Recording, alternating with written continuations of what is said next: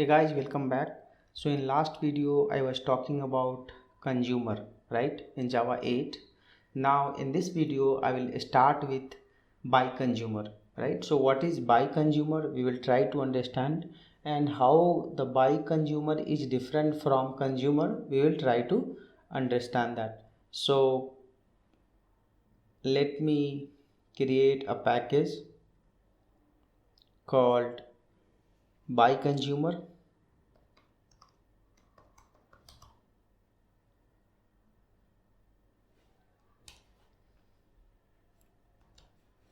Okay, and let me create one class called example1. Okay, so first what I will do is I will just write a BiConsumer. You can see that here BiConsumer.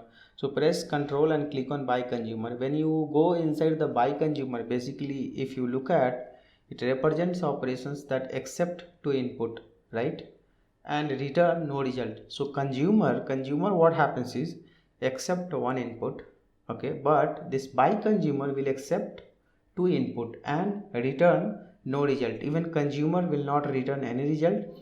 Similarly, the BiConsumer will accept the input, it will not return any output. And if you look at, this is BiConsumer is also a functional interface which came as a part of Java 1.8. And in the angle bracket, if you look at, you can supply two different object. Okay, you can supply two different object, or you can supply the same object, it's up to you.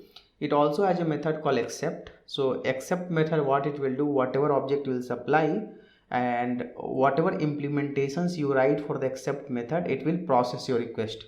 Okay, and then BiConsumer has a method called and then. This also we have seen that earlier. So we can club more than one BiConsumer by using this method and then. I will show you through code so that it will be very clear. This method is the default method because by convention, whenever your interface is a functional interface, it should have only one abstract method, it cannot be more than that. So this is default. This also came as Java 1.8, where in interface you can write a default method with the implementation. So let's start with the example.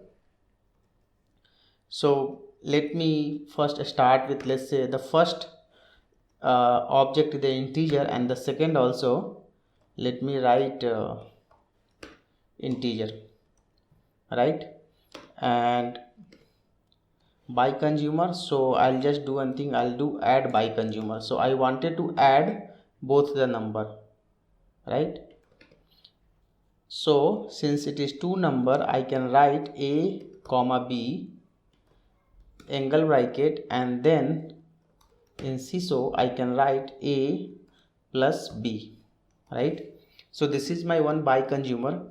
What it will do is this guy will add two number, right? Similarly, I can write one more BiConsumer which will do multiply,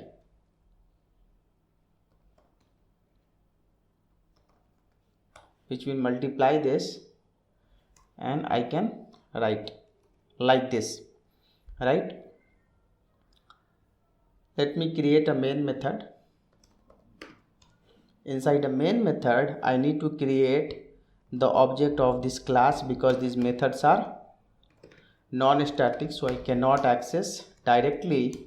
And then in CISO I can do example1 dot add BiConsumer. It has a method called accept, and it will take 80 tab, let's say 70, right? So what output you will get?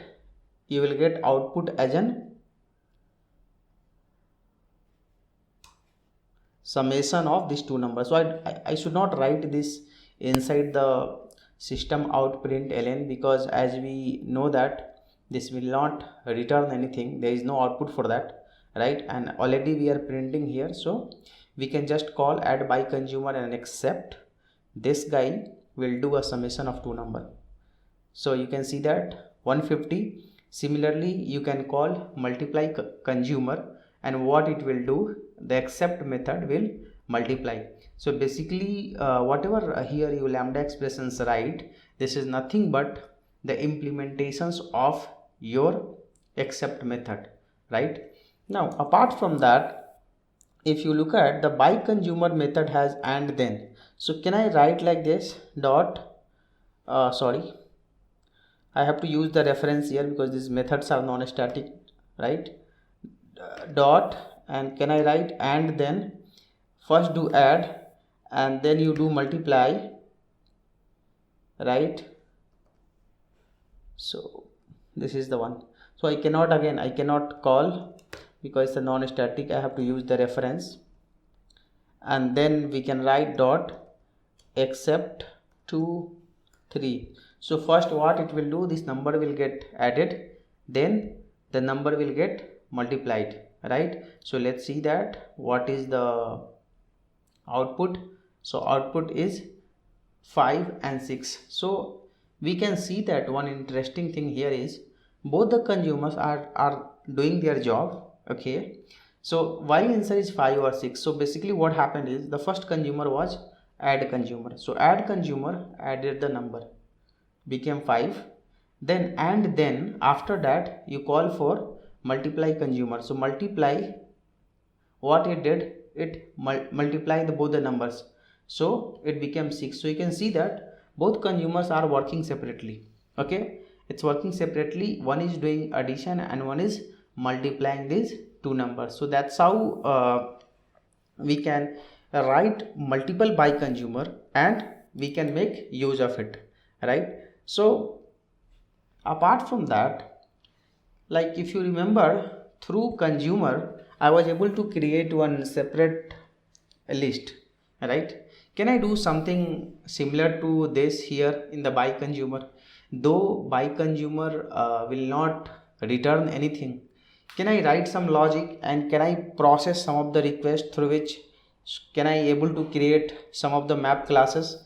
Let's see that. Okay, so what I will do is I am going to write one by consumer here, and I will make it as a static so I don't need to call through object, and let me write a by consumer, and here I will write one map.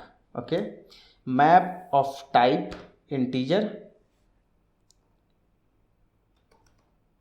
map of type integer, and let's say value is equal to a string. So this is one map. Let's say the input to consumer by consumer is the map, and I want to create another map out of this consumer. So how this is possible? Let's try that. You will see that. So I can write here map by consumer, map by consumer, and then is equal to, so what I need here is I need basically two map, so map 1 comma map 2, and then write a curly braces. Okay, so okay, it's okay, sorry I missed here, you know that guys, so let me keep it here. So what we need to do, we need to always write one arrow, right? Without arrow you cannot work. So let me put it in the same line. Yeah, that's how we write a lambda expression, sorry, not here. After reference write the input and then arrow. Okay, and then this should end with colon, right? So how can I simulate, how can I create one map out of other map, right? I can run one for each loop. Okay, and where I have to run a for each loop, so I have to run for each loop on this map first. So can I write like this, map dot entry set, right? So what this guy will do, when you know that when you on the map, when we call entry set, basically this will give you map of entry, map dot entry, and then what is the type, it is the type integer, sorry this, auto completion is not working, that's fine, I can copy paste, no problem, right? And write here map. So you are running a for each loop, and then what I will do in my second map dot put, there is a method called put method, and here what I will do, since it is a entry set, I can write dot get key, and I am going to multiply the key by 3 in my new map, and then I will write map dot get value, right? So if you try to understand here, what we are trying to do here is we are going to create one new map. Okay, from this map, from the map 1, we are going to create one more map. So control A, control shift F, right? So let me enter from here so that you can see that in one line. So this is nothing but the reference, and then you have one consumer which will create one map. So let me test that. How we can test this? To test that, first what I have to do, that is I have to create one map, okay, which will accept integer and string data.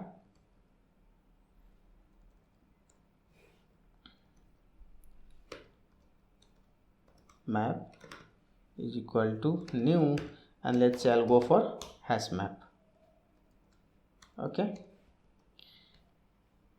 then I'm going to do map dot put 1 value is equal to, let's say, test1. Okay, similarly what I am going to do here is I can change this to the second, third, 4, and the value also is going to be second, third, and then 4. Clear? So we have this map, and we have one consumer also. So how do we test this? Okay, so whatever consumer we have designed here, map by consumer, can I write like this? Map by consumer dot accept, right?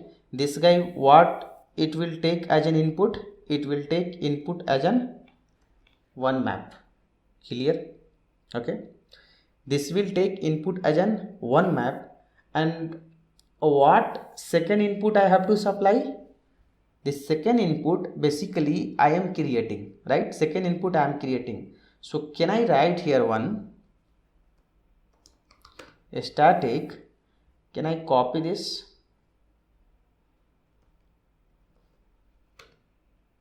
Let's say new map, okay, is equal to new hash map, right? I am going to pass this new map here because I have to supply two argument. And if you look at my this my consumer, actually it is taking two map. If you look at this guy is taking two map, and it is generating the second map. So basically what map it is generating the second map. So when I supply the new map, which is what it is the empty data. So what happens when we'll pass new map, right, in this second input? So in this new map, this data will be added, right? This new map, the data will be added, and then if you print the new map, you can see that you have the data in the new map, right? So if I run this, I can see that through my map by consumer, I am able to create a new map. So you can see that that's how this guy will help you to create a new map out of existing map, right? So guys, again, we know that by consumer will not give us any output. Yes, we know that. Okay, this is my by consumer. You can see that from here, right? So this is little bit big, so it is coming till here. But how we make use of by consumer, it's up to us. Same BiConsumer, though it is not returning anything, but I am able to generate one new fresh map, right? So it's up to us what we want to do that. With this, I'll close the video. In next video, I'll start with some more concept of BiConsumer. Thank you guys. Thank you for watching this.